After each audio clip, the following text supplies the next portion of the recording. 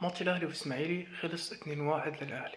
الماتش بيتلخص في تركيتين اتنين بس عملهم فايلر يعتبر خلص بيهم الماتش.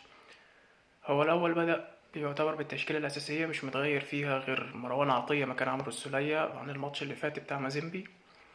هو لعب بتلاتة نص الملعب، لعب ب4-3-3. تلاتة في نص الملعب دولي ريحوه كتير في الماتش. اولا ادوله راحة ان هو يطير الباكين بتوعه.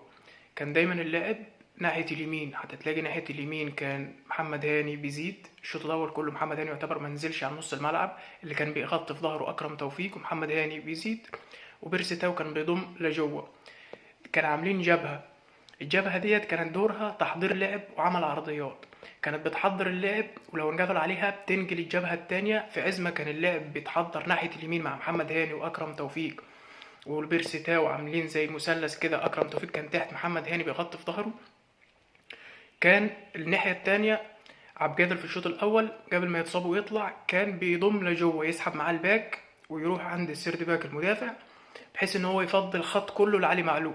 وهنزلها لكم في الصور في الكومنتات. كان بيفضل خط كامل لعلي معلول عشان خاطر اللاعب لو اتحضر ناحيه اليمين وانقفل عليها يغير اللاعب ناحيه الشمال، يبقى مفيش غير علي معلول بس هو اللي في الناحيه دي يعمل عرضيه، يعمل اوفر، يعمل منها اي حاجه. اللي كان بيغطي في ظهر علي معلول كان محمد عبد المنعم.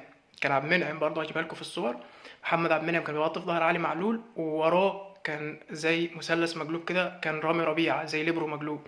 كان بيغطي في الظهر. اخر واحد كان في الملعب كان بيبقى رامي ربيعه، وعبد المنعم بيغطي ناحيه علي معلول لما علي معلول بيتقدم وعبد القادر ضامم لجوه عشان خاطر يفضل الخط كله لعلي معلول، عشان لو هيعمل اوفر هيعدي هيعمل ايه يبقى براحته.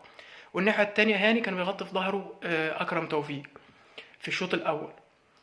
فالشوط الاول عملوا عرضيات.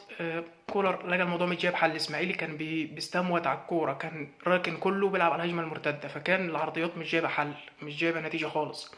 فيعمل ايه؟ فقال لك لا انا هغير اماكن اللعيبه. فبدا يخلي وسام ابو علي. لو تاخدوا بالك في الجون الاول اللي هي التركيه، هما تركتين بس هما اللي خلص بيهم الماتش.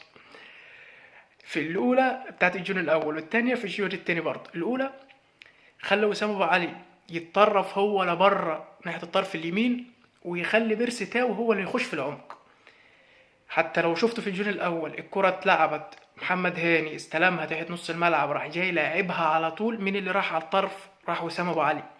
اتطرف على الطرف استلم الكوره وراح جاي حاططها لمين؟ حاطها لبيرسي تاو هو اللي جاي في العمق. دي التركيه الاولى. هو بدل الاماكن بس خلى. قال لك ما هو مش ينفع، ما هو وسام ابو علي لما يطلع هيسحب معاه المدافع فهيفضي مكان للي جاي من تحت. ما هو لما يطلع وسام ابو علي المدافع هيطلع في ظهره، فهو طلع يستلم على الطرف، فالمدافع طلع في ظهره وفضل مكان في النص لبيرسي تاو. بيرسي تاو هو اللي دخل من العمق ووقف وحنجل ومش عارف ايه وشاط. وربنا كرمه، هو محظوظ خالص قدام الاسماعيلي، ربنا كرمه وجابها جول. في في الكرة التانية في الكرة التانية لما عبد القادر طلع اتصاب وطلع نزل مكانه حسين الشحات، راح جاي مخلي يعمل ايه كولر بقى؟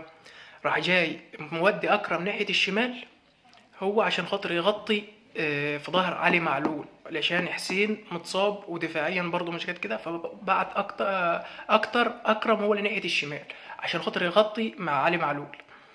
بعد كده التريكات التانية اللي كولر عملها عشان خاطر يجيب بها الجون التاني ويخلص الجون التاني، هما التريكتين دول بس اللي خلص بيهم الماتش يعتبر، وما عملش غيرهم في الماتش. عمل ايه؟ بيخلي حسين يضم لجوه، وعلي معلول زي ما هو في مكانه في الباك، وحسين بيضم لجوه وبيسحب معاه. حسين بيسحب معاه مين؟ اول ما حسين بينزل يسقط يستلم الكوره او يضم لجوه بيسحب معاه النجاز، حمدي النجاز بيروح معاه. الباك اليمين بتاع الاسماعيلي بيروح معاه، بيسحبها بيفضي المكان ده كله لمين؟ مش لمعلول، بيفضيه للي جاي امام عاشور. امام عاشور بيجي في كوره ضغط فيها امام على المدافع، خد الكوره من على الخط وراح وعدى وعمل وشاطها في استاد الماكس الناحيه التانيه.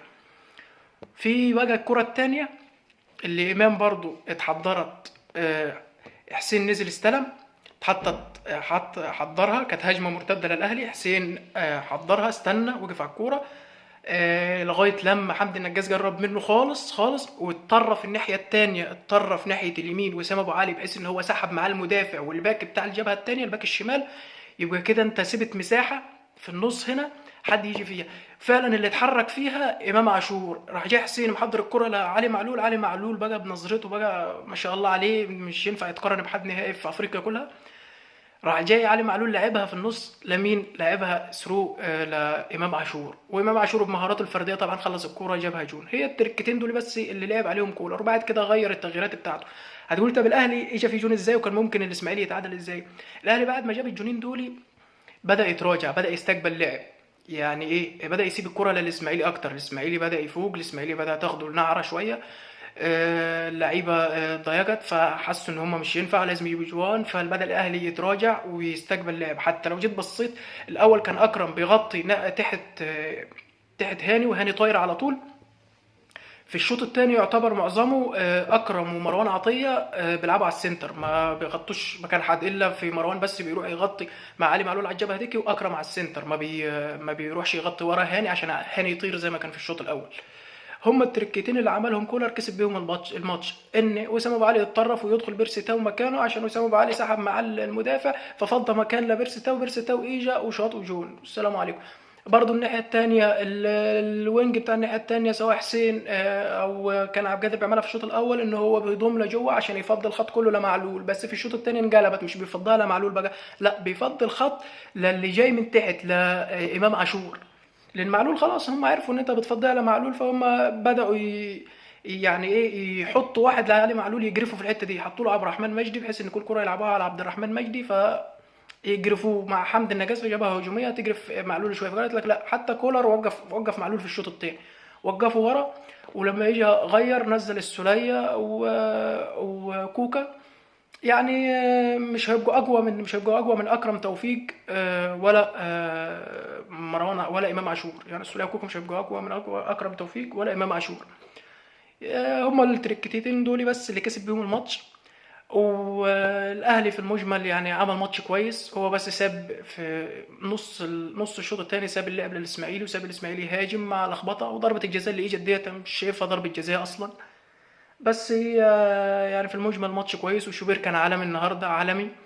ومحمد محمد عبد المنعم كان كويس برضه نوعا ما، نعم جلشت منه واحده كده كانت هتخيش، بس يلا كويس. وده كان المجمل الانطباع والملخص العام للماتش يعني بتاع الاهلي والاسماعيلي.